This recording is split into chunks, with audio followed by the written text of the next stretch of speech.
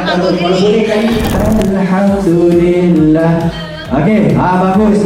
Okey. Setiap usaha pasti berjaya, terus membuka lebih peluang, mengangkat impian menjadi kenyataan. Asnaf LZS terus melangkah, tidak lagi mudah mengalah. Baik, soalannya adalah Kami yakin mampu berjaya. Terima kasih Lembaga Zakat Selangor, membuka ruang penuh harapan.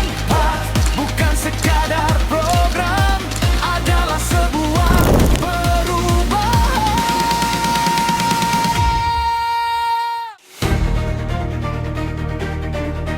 Sepanjang saya terima zakat, di first time lah saya join program Anda Zakat. Program ni berinformasi beri maklumat cara untuk mengembangkan atau membangun diri asnaf. Program ni dia memotivasikan saya untuk keluar daripada asnaf, maknanya daripada penerima zakat kepada pemberi zakat.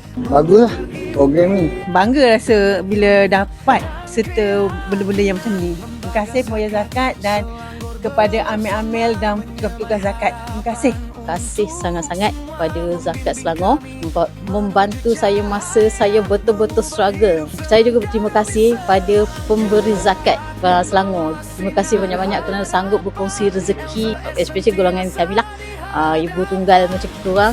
Okay, terima kasih banyak-banyak. Untuk masa depan yang gemilang, membawa perubahan, membina kehidupan. Asnaf bangkit penuh keyakinan, melangkah menuju kejayaan. Lembaga Zakat Selangor sentiasa bersama kami, menyantuni, membimbing, memperkasa agar asnaf terus berdikari. Untuk asnaf demi masa depan, bersama kita melakar kejayaan bersama. Setiap langkah penuh makna, setiap usaha pasti berjaya. pendidikan. Dekat situ akan ada portal kita lah. Bila dah dapat surat tawaran tersebut, mohon di dalam tu dan lampirkanlah antara 3 benda utama yang kita perlukan. Mudah mengalah dengan semangat yang membara.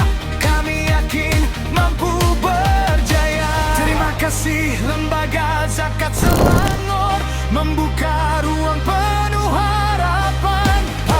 Bukan sekadar program, adalah sebuah perubahan.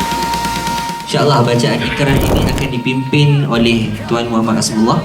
Kita kepada semua tuan-tuan dan puan-puan Berdiri So, bersama LZS kami melangkah, membina hidup lebih. Penerima bantuan daripada Lembaga Zakat Selangor. Menerima